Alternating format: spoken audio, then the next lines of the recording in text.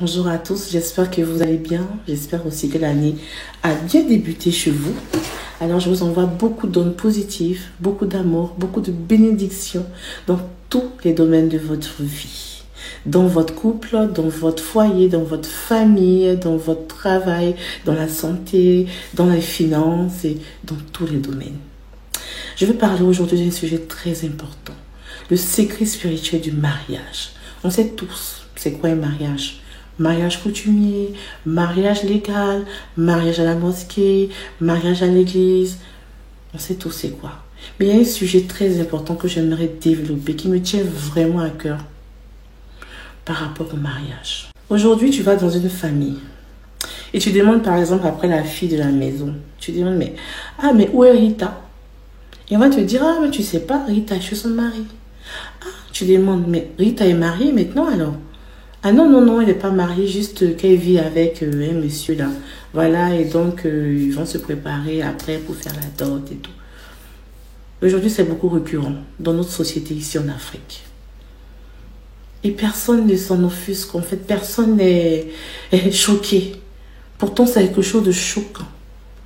Quel est l'honneur que toi, parent, tu as quand ta fille va vivre avec un homme qui ne l'a pas épousée, qui ne l'a même pas dotée? Quel honneur! C'est un déshonneur pour la famille. Spirituellement, c'est un déshonneur pour la famille. Un déshonneur pour la famille et pour le père. Parce que le père n'a pas été honoré ici.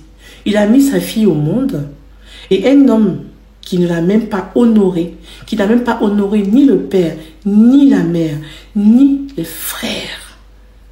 Il prend la fille, il la dépose chez lui. Et elle vit là-bas. Non, elle a choisi. Non, c'est elle qui a décidé. Non, c'est elle, c'est elle. Est-ce que vous savez que le mariage, ce n'est pas deux individus qui se marient? Le mariage, c'est deux familles, c'est deux lignées, c'est deux différentes énergies. Et donc, quand on parle de mariage, il y a beaucoup de choses spirituelles autour du mariage. Et donc, ta fille ne peut pas aller vivre maritalement avec un homme qui ne l'a pas doté. Non. À un moment, il faut arrêter. Pour toi-même, ton honneur de père, pour toi-même, ton honneur de mère, ça ne se fait pas. Ça ne se fait pas ici en Afrique. L'Afrique est le berceau de l'humanité. L'Afrique est le berceau de la spiritualité. Et ici en Afrique, même avant que les religions n'arrivent, les religions importées n'arrivent, ici en Afrique, ils avaient la valeur du mariage avant que la fille parte dans la maison d'un homme. Il faut que la famille de cet homme-là vienne demander la main à la famille de la femme. Ensuite, quand la dot est faite, quand le mariage est scellé, on accompagne la femme dans la maison de son mari. C'est comme ça que ça se passe, normalement, logiquement. Mais aujourd'hui, on a perdu ces valeurs-là. Tu vas vivre avec un gars aujourd'hui, vous êtes ensemble, vous faites un enfant. Demain, tu te retrouves chez un autre gars encore, vous faites encore un enfant. C'est quoi le problème? Je vais prendre un exemple simple. Les filles Dioula. De manière générale, je n'ai pas dit que tout, parce que dans toutes les règles, il y a des exceptions.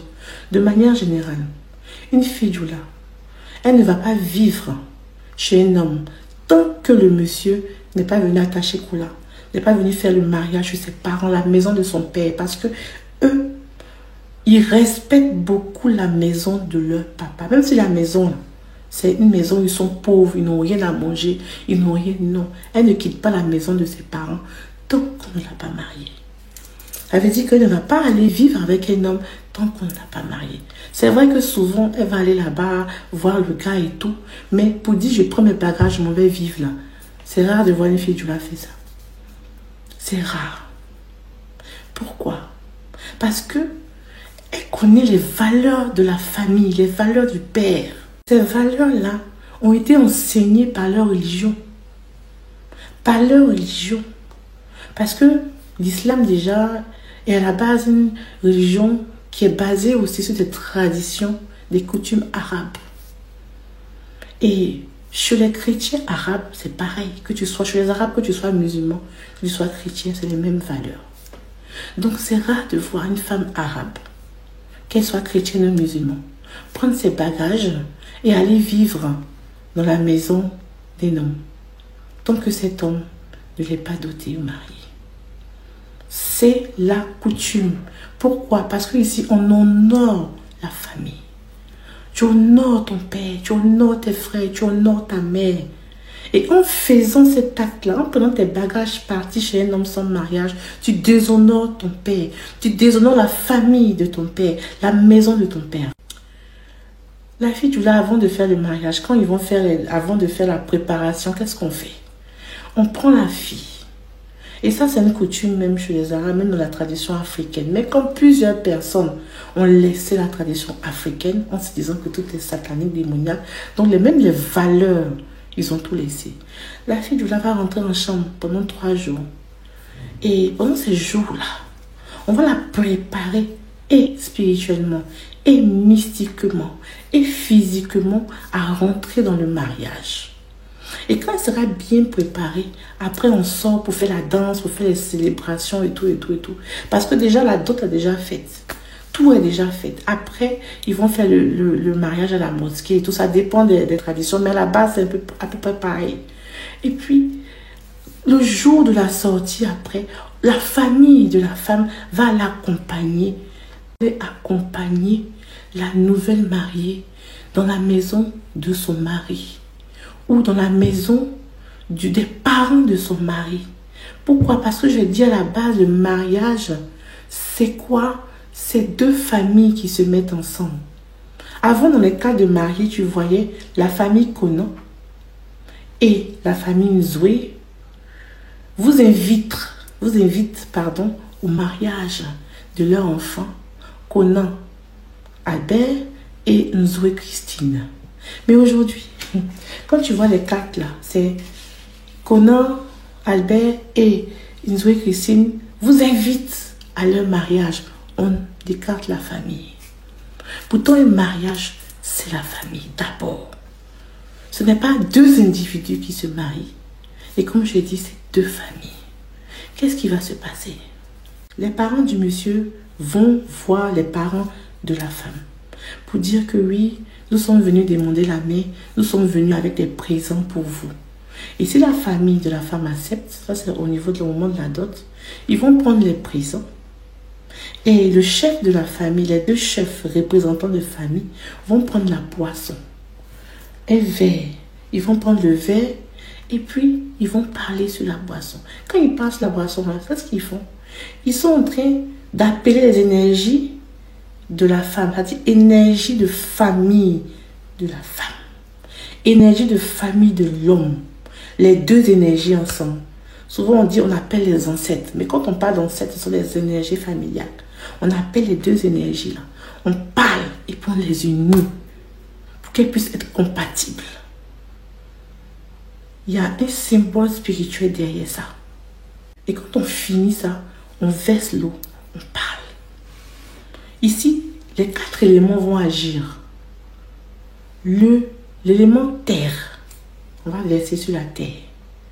L'élément, c'est pour ça que même quand ils sont dans un endroit où c'est carrelé, on prend un peu de terre et on dépose ça dans une calebasse ou dans une cuvette pour pouvoir verser l'eau. On peut verser ça sur le carreau, mais il faut la terre pour que l'élément terre soit là. Les 4 éléments, c'est des trucs très puissants, ne vous amusez pas. Deuxième chose, l'eau. Dans la boisson, là, il y a l'eau dedans. Donc l'élément eau intervient. Le feu est dedans parce que c'est avec le feu qu'on a chauffé le whisky ou l'alcool. Le feu est dedans. Et puis l'air est dedans. C'est-à-dire l'air est partout. Et quand on finit là, on unit, on équilibre les 4 éléments. Les 4 éléments sont équilibrés dans ton mariage. Et tu verses, on verse, il parle.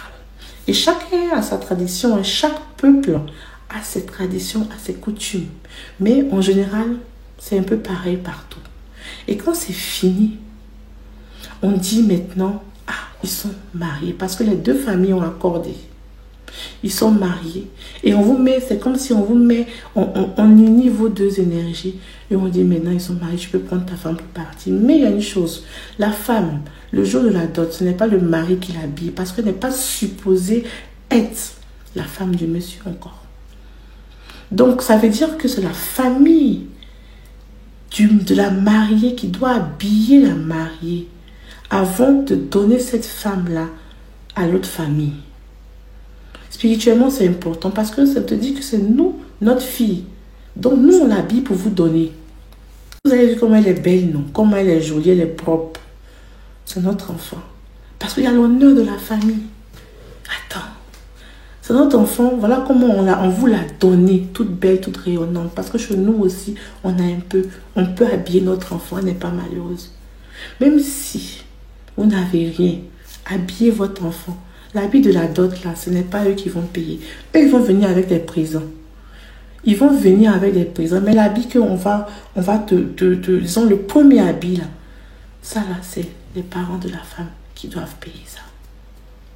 Et ensuite, les présents que l'autre famille va envoyer, on peut la changer, on peut lui porter d'autres habits, on peut lui mettre un anneau, on peut lui mettre le foulard, les pains qu'ils ont envoyés, on l'habille avec ça. Voilà. Mais les parents doivent payer la tenue de la mariée. Les parents doivent faire à manger pour recevoir la famille du marié. C'est après ça que tu vas dire, maintenant ma fille, rejoins ton mari. Et dans notre tradition africaine ou arabe, qu'est-ce qu'on fait?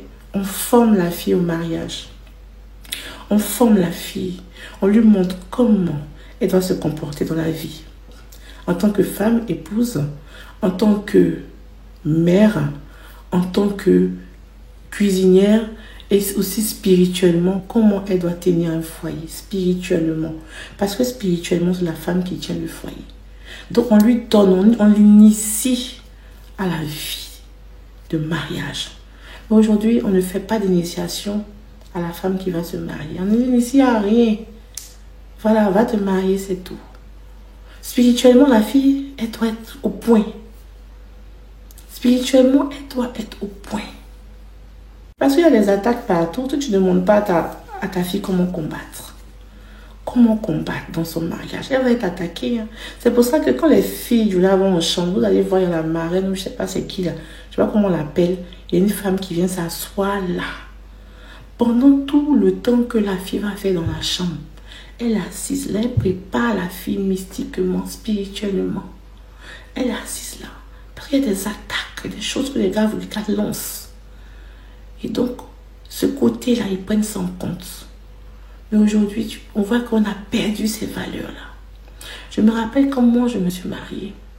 J'ai dit, la dame qui devait m'habiller a dit de venir au salon de coiffure pour qu'on puisse m'habiller. Et ma grand-mère, paix à son âme, elle est libanaise, c'est elle qui m'a élevée et tout. Elle a dit, mais attends. Non, ça ne se passe pas comme ça. Non. Donc la coiffeuse et celle qui devait m'habiller sont venues dans la maison de mon père, dans ma chambre. Et c'est là qu'on m'a habillée, on m'a coiffée, on m'a maquillée. Il y a de cela 20 ans. Hein. Ils l'ont fait. Et quand je suis sortie avec mon voile et tout, l'habit de mariage, ma grand-mère a pris du riz dans la main. Elle a proclamé des paroles de bénédiction en arabe sur le riz. Et elle a prié. Elle s'est tournée autour de moi. Elle a tourné autour de moi. Elle a versé du riz sur moi. Et elle a prié en arabe. Elle a donné des paroles de bénédiction. Et là, maintenant, elle m'a dit, tu es prête, je te donne la route, tu peux partir. Et c'était un symbole vraiment trop fort.